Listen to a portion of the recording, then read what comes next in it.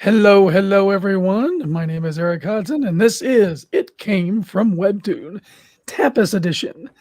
Forgive me, my voice is a little bit more hoarse than usual. I'm getting over a cold. And I'm also joined by the not so late, great Varian Grant. How you doing, man? I'm hanging in there today too. It's been a Monday for the ages. I'm happy it's almost over. Yeah. Kind of, it's been kind of weird for me because I got home from a con, ended up with a cold, regular head cold, never had a fever, never had any of those warning symptoms. So I've just been kind of riding it out, and it's just kind of lingering in the throat now. But I just haven't done anything. I've just been laying around the house for the most part, trying to get better, getting a little bit of work done. But I missed the shows last week, and you did a great job with Dreadeding Dinosaur Man, by the way. I was really flattered. Well, thank you. Yeah. Kind of seemed like Randy hasn't read the whole thing. I'm not sure if he has. That was one of I was talking to someone this week, and they said they enjoyed the show. They enjoyed It Came from Webtoons, but we really ought to push people to watch it on their tablets, to read these comics on their tablets. He says he gets a better experience from his tablet than he does his phone. Interesting. It was an interesting conversation. Sure. I mean, seeing the art up close and bigger is great. It works great on tablets, works good on the phone too. But, teacher, I do enjoy it on the tablet, but I don't always have my tablet booted up. Mm-hmm. So this one is quite a feast for the eyes, Shooting Star. Yeah. I'll make some comments about the art, flattering comments about the art when we dive into it after the intro and everything. But I'll tell you what I said when I first saw the art. So hang on. With that, let's roll the intro.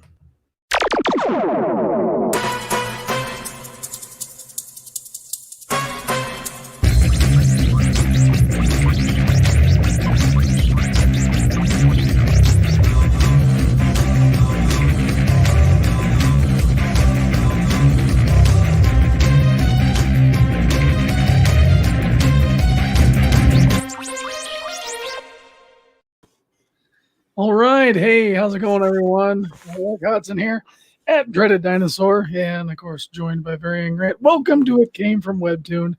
And today we are looking at let's make it big. Shooting Star. Which is make big. Oh, here we go. Let's see here. We can't do it this way. Hold on. There we go. There we are. Shooting Star. Now, the art for this is a little familiar because it's the same artists and creator of Power Nap. Not the same writer, but the same artist from Power Nap.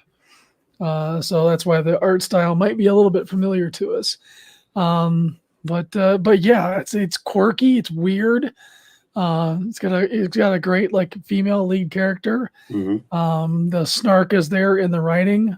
It's got that kind of same level of oddity snarkiness to it that Power Nap had. Very cool, very great looking book, very great looking series. What do you think? When I saw the art, I said something, and I thought it would say, how hypocritical of me. I said, this art is way too good for a free webcomic. And I like, why isn't this being printed? And it's, I mean, one look at the art. If you're listening on Indie Boat Radio, you owe it to yourself to go check out Shooting Star. Watch this show on Webtoon. Watch this show on YouTube so you can see this art. This art is gorgeous. Yeah, no, tremendous book. And the characters are great. The visuals are stuff. He's got this way of doing the visuals. And this first image really showcases it pretty well, where things are kind of like bending, like they're made out of rubber. Mm-hmm. So you get this kind of like flappy animation feel to it, but it's all super well rendered. And that's something that I really enjoy. Comment from BC Gladney says, I need to learn how to use Webtoon. There it is right there. Yeah, BC is actually pretty easy. There's not a steep learning curve unless you start adding in all the special features like making the images move or, sparkle. There's some people who still do that stuff. And, I don't know how to do any of that. I could probably spend a day and really find out how, but that will require effort. Look at this art. So this world is bizarre. So people have kids and the babies are delivered by storks. And there is an overpopulation. There's a baby birth epidemic, I guess.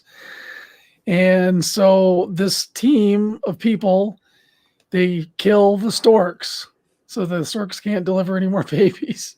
But you mean that's not how it happens in real life? I've heard rumors that it's not true, but in this story at least it is. But so that's the starting premise. That's the world we live in, and there's some crazy characters like these weird nuns that worship this weird flesh god, and they try to encourage people to be promiscuous, but and then there's some people that control the storks. The government is behind trying to control the population, obviously, so they're the ones that are like go off and kill the storks. And our main heroine, Star, she I believe her name is Star. She steals car parts for a living. When I was looking at her, you're like, oh, well, she's, influenced by Tank Girl a little bit. Oh yeah, definitely. There's definitely a Tank Girl vibe coming out. And then when I was looking at it again, I thought, who she really, really reminds me. Well, besides Tank Girl, there's a lot of Tank Girls, a lot of Harley Quinn in there. And the other thing, the main thing for me was that my son came behind me. He says, "Oh," he looked at art. He says, "Is that something from Yu-Gi-Oh?" No, what are you talking about? What are you talking about, Yu-Gi-Oh? But no, it's a really good looking book. I say book, but you know what I mean.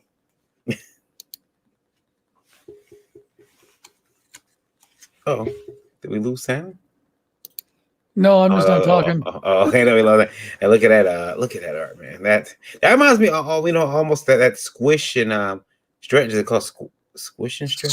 Squash and stretch from animation. Yeah. It's a lot of this person is clearly comfortable with forms and with manipulating forms. There's no stiffness that's going on here, which is something you can look for in art. If it looks static and stiff, generally you can tell that maybe the artist is leaning too much on tracing something, or they're just not comfortable drawing the forms that they're drawing. Because it takes a lot to really manipulate those forms and figures to a way that it still doesn't break you out of the believability. And those who can do the animation well, they're masters at that. Yeah, this is that panel right there, it just shows you like the nose, the teeth of squashing up against the boot. And that's owned by Apple. I Stomp right there. It does say I Stomp. I didn't notice that the first time. Lovely character design. Again, I'm jealous. So yeah, she steals car parts for a living and sells them. She also kills storks. We find out later on that it had the tragedy of her delivery by a stork is part of the reason why she doesn't like storks so much. And that comes later on in the book. But so we get some really nice character development with her. First of all, stealing car parts and kind of go through the motions, and we kind of get to know her character a little bit more. And then eventually she runs into some quirky characters that are part of a government team. Here they're interrogating her, but it's really a job interview. I like the look of the character. Again, I keep saying that, but like every character in here is kind of memorable. There's Pops Van Zandt. This character is actually her uncle, who later on in the story has a kind of a nefarious turn for the worst. Oh no. So she was originally like being delivered by a stork to a really nice neighborhood, and the stork, I forget why, but dropped her, and she fell into the sewer into his lap. So, I guess she's a little bit bitter about that. Well, as well she should be. She may have a right to be a little upset about that. I would well, if we were all delivered by storks, it might be a little bit easier to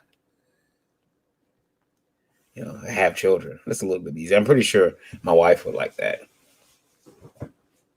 Now, what age rating would you give this book? Because that was another thing that people said. This is 17 and up. There's a lot of 17? blood and gore and sexual innuendo in this book. Mm-hmm. It's not overt, but it's it's still there. So I'd say at least 17 and up, just to be on the safe side. Yeah. Well, safety isn't our thing here. Let your kids read it. No, it's don't let your kids read it though. It's not exactly Saturday morning cartoon fun, but it could be with the right writers.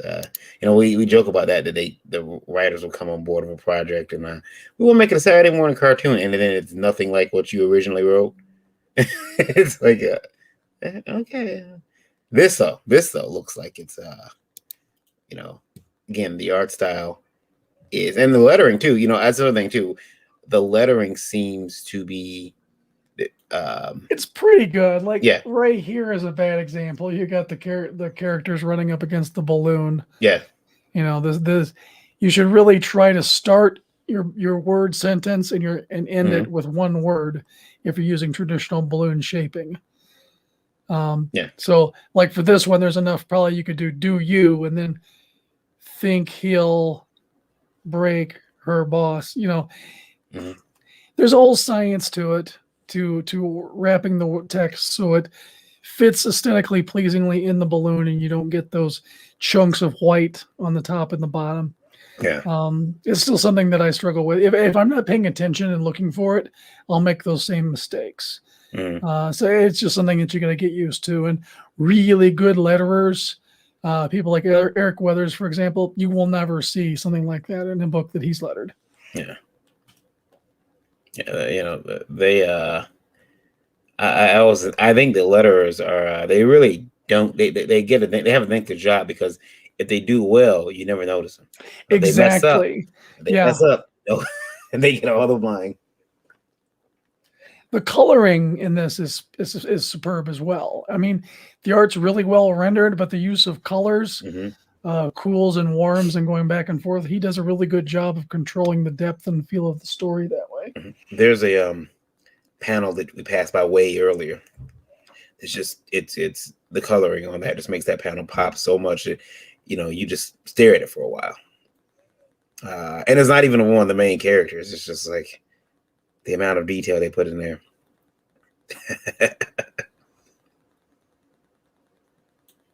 So yeah, you get this kind of, speaking of flag, because you let me up, you're crushing my boss bits. So yeah, it's kind of it's Porky's humor. Eventually, you do get to meeting some of these other crazy characters that are in here. Like these are the nuns, and the nuns basically sell sex. Yeah, and I believe they're the ones who control the storks as well. So their whole thing is to get people in the mood so that the storks will deliver babies. And the government's trying to shoot down all the storks, because there's this one segment where she joins she gets the job. She joins the group of stork hunters. There's this huge swarm of storks and they annihilate them all. But then there's an epidemic of 500 and some odd births that day, because there was two swarms, a distraction swarm and a swarm doing deliveries. Again, bizarre story, but it's fun escapist stuff. Yeah.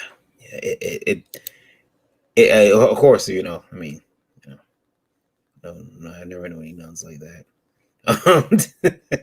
Look at this facial expression. This is really good distortion and squash and stretch. You really, I mean, I wouldn't be surprised if the creator is also an animator.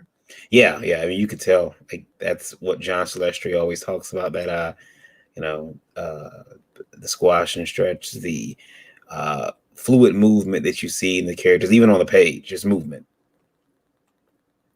Go.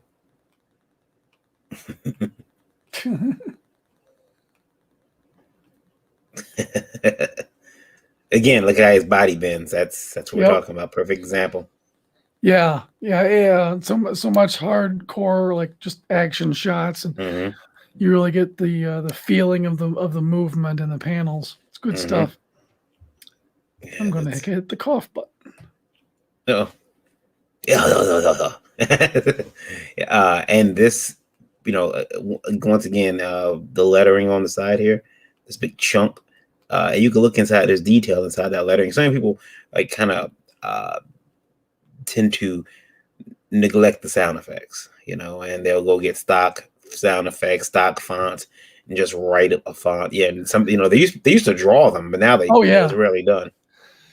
yeah. And when I was lettering bric-a-brac, I would do whole segments where I would just, I wouldn't do the lettering that during that session. I would do the sound effects and just making sound effects.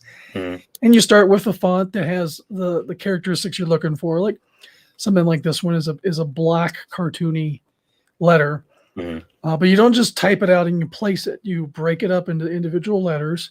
Then you start changing the size and manipulating them. How you layer them, like stack. You could stack and just put edge over edge on them and stack them up, and that kind of gives them more of a dynamic look, like they're coming out at you. All sorts of squash and stretch so that it can bend with the action.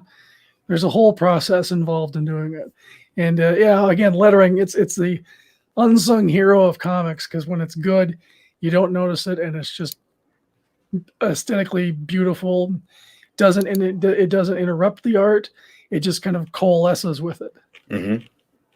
Cause see, it's not something that I'm good with. I was drawing all my sound effects by hand, and never again.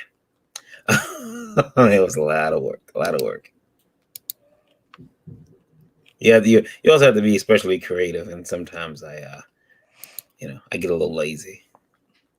Why can't someone else do the work besides me? And this panel here again, right there. Look at look at that facial expression. Oh yeah, definitely. Yeah, this is good work. Now you said it's the same artist as Power Nap, but even still, like the coloring on this makes it stand out a little bit more. What do you think? Yeah, I think so. It's this world is this world is all like that dream world in Power Nap. Right. In Power Nap, you went into this weirdo dream world and you came out to a more dystopian reality. Mm-hmm. This is all weirdo dream world. So this is this crazy, like, mechanical living shark missile that she is riding on later on. And this is a beautiful use of colors here. You have these worms with cool shadows. Well, let's be honest here. You just like because it's a shark. I mean, that's a good selling point, yeah. But and like you said, the colors are nice on there. I wish she was a little bit more rendered on top there, but she's so far away. And the point of this page is to show that shark in the scale, I think. Yeah. So you start detailing her, it takes away from everything else.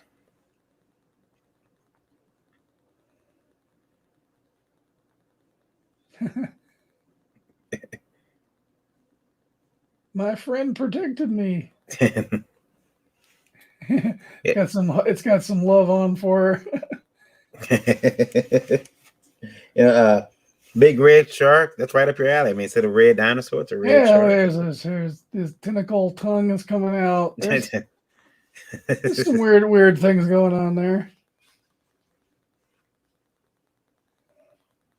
Yeah, that looks like a frame in the middle of animation. Just pause. Just yeah, you can tell. Stuff.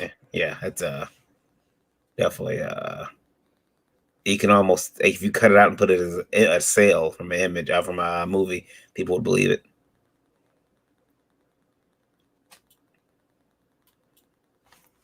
And it's 22 episodes now, so you gotta wait. I believe it's done. Okay. I believe this was a completed 22 episode story. Time to make the print version. I agree. I think something like this would do really well on the shelf. Mm-hmm. We get a nice print version, put it on my shelf in my library, so I can go back and read it whenever I want. Because that is one of the things I talked to someone again this weekend who had said that they like Webtoon, they had subscribed, and they wanted to go back and show a buddy comic they like, and the comic was missing. Oh no! The person that removed it from Webtoon, like, took it completely down. They were gone. They're like, that's one of the things about web comics is that they're there, but at any point someone could take it down. Yeah, that's true. Well, this is again on Tappas. I'm not sure if it's on the Webtoon, but Tappas, same reading format, a little bit nicer user interface. I love how the chapters are present here on the screen with it, and lots of good stuff. So this one's got 41 subscribers. It's only had 9.2K. I mean, this is something that lots more people need to get a chance to look at and read. So that's why we're featuring it. And the creator here. Let's go to the main page. See, this is something that they do for you on Tappas that they don't do on Webtoon. Is you get a nice page for the story. You get to have a little piece of cover art like it's a real book. You get a decent banner instead of just one little image like they give you on Webtoon Canvas. Yeah. So it's pretty cool. So this is the main creator. This is Bakan. Drawing comics since 1989. He did Bill and Ted at Boom Studios. Done some Marvel work. No wonder this is high profile and professional looking. He's some DC, mostly doing web comics. Artist at Power Nap Comic and Bulbo. Might have to look at that one. All right, there's his Patreon, his Power Nap, Buy Me a Coffee, online store. Good stuff there. Yeah. Reach out to him. Enjoy this comic. Check it out, please. Yeah. The link is in the description. Also, you can go read The Dreaded Dinosaur Man over on Tappas. That link is in the description as well. And good stuff. Good stuff. This is a favorite creator of mine. Yeah, I think that and Ian Tappas Webtoon, no matter what it is, you go check these comics out, support these people. If you show them enough support, a lot of these creators can be talked into doing printed versions of these books if you must have them. No one's gonna leave money on the table. They shouldn't. They shouldn't. There are some people who have artistic integrity, yeah, blah blah. We're in the business to sell out. yeah. We've sold out long ago. We're IP creators. We can we sell out one, we can create another. Yeah. What are you working on? Not my only child. Yeah. I've got 20 others. Let's go. Anyway, thank you again for joining us. Do you have any idea how many people have been listening to us tonight? Yeah, right now we are at 27,101. 27,101. Thank you so much tuning in on Indie Volt Radio. Great content there. I'm sure you got a smashing show tomorrow night, right? Yeah, we got some good guests coming on. I forget exactly whom, but I will. We got a pretty good show, and I'm excited for it. I believe Max DeVille is going to be with us tomorrow night as well because he hasn't been on Indie Volt Livewire yet. So we're going to get some other people up there too. Talk about some other comics. I believe Scott the Flock Wilson's going to be there too. Sweet. I know he just recently put up again on Indiegogo, so that's cool. Yeah. So he'll be there. We got a lot of guests. You never know who will show up on Indie Volt Livewire. It's our version of Nitro. You never know what's gonna go on. It's gonna be our biggest show ever tonight. Yeah. Well, on an upcoming episode of Thursday's show, Breakfast Buzz, the 29th, I believe, I've got Frankie Washington, and I forget his name, but the writer and creator of Kaiju Cowboy. Yeah. Are going to be joining you and Randy, and looking forward to that. This is another fun looking book, and kaiju stuff, kaiju and Western thrown together. I mean, come on. And Frankie Washington, he's only available in the mornings, so that's why we're doing the Breakfast Buzz. He is a killer talent. He's great at drawing the kaiju stuff. Fun guy. So that's going to be fun to look forward to. Coming up in 10 days. Yeah. Is it 10 days? Well, it's the 29th yeah, and today's the yeah. 19th. Yeah, so so I just did some math. All right. Well, yeah, that so check those. Make sure you're there for that, and also make sure that you are tuned in Wednesday for a special Geekgasm episode, and then also Saturday, 2:00, our new show, Pitches Be Crazy. Check that out. Hosted by Brandon Cleckley. He's the host of that show. It's pitching your comic with twist. You're giving a certain